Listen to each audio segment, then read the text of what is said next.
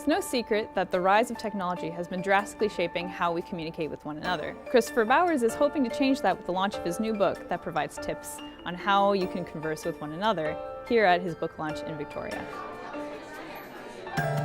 Conversation changes lives. In a way, it's a summary of 10 years of work, but that is incredibly relevant to today, where so many people are plugged in and isolated. Clearly, we're in the middle of a huge transformation in how we engage with one another and how we engage with the world. So the digital information technologies and the fact that we walk around with the world in our pocket clearly opens up magnificent opportunities. The problem with having the world in your pocket, though, is that you've got the world in your pocket. So it takes you away from being right here, right now, alone, in a mindful sense, or together, in the sense of truly connecting. I think texting really devalues what a conversation can mean. If you talk about something over text, it doesn't give that as much value as you would as in person. And to really extract value and stories and knowledge from other people, you have to do it through face-to-face conversation. If we look at conversation, the root of the word is conversare, to turn or dance together. There's a certain magic when we get in each other's company, a kind of an exchange, a limbic system, an emotional connection.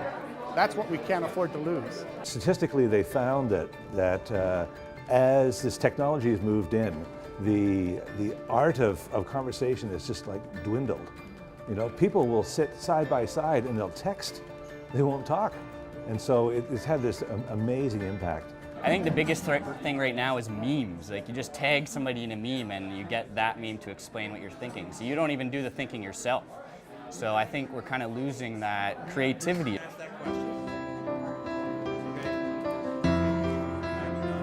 There's something insular and introverted about us, but there's also something in our, I think in our biology that needs the connection. We're wired that way. The thing that the book does is it gives people tools in order to do it. So now what's fun is to see how people who knew very little about the process now can incorporate these ideas and use it. And we have a book blog, and so people are posting like what happened. So now it's interactive. So it's not just a book, it's like an engaging process. Yeah. So anyways, I was writing in a menu and I wrote be happy, and then I wrote love mom. She said that when she arrived into the restaurant, not only did she get the menu that I had wrote, be happy, love mom, but she had opened it to the exact page. And I just opened it up and it had said, be happy, love mom. And you know, this whole time she was with, I think, her aunt and a friend, but everyone started crying and she had just been sort of looking for a sign that day.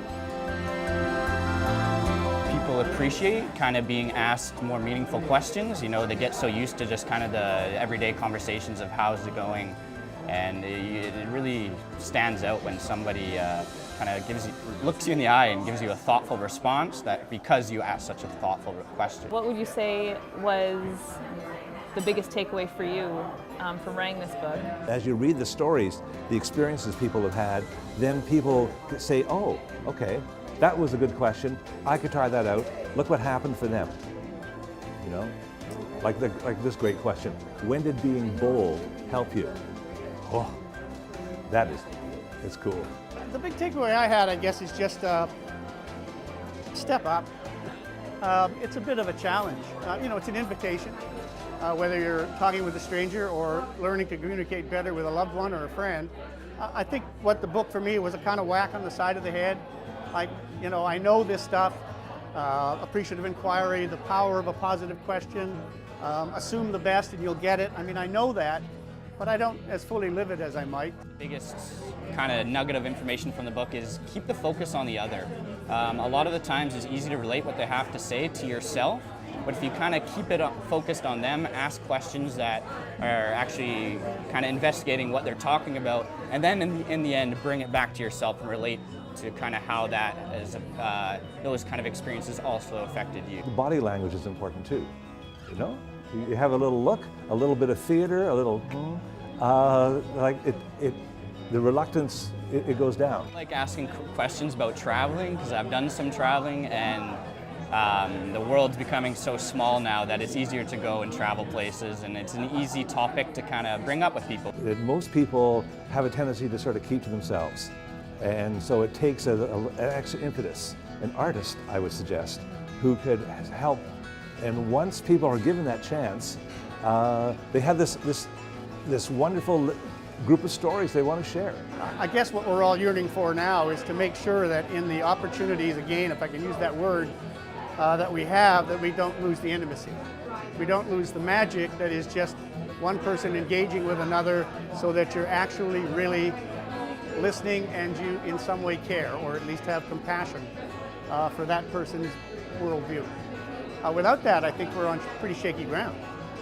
So we don't necessarily have to know the right thing to say. You know, we can have, if we have that shift of heart, if we have that sense of caring, then people will know it, and then they'll open up and their need will be met. And it's safe. Everybody wins. Though technology certainly has its uses, it's important to unplug, stay in the moment, and make connections with everyone around you. You never know what you might learn. For Community Producers, I'm Anya Aldred.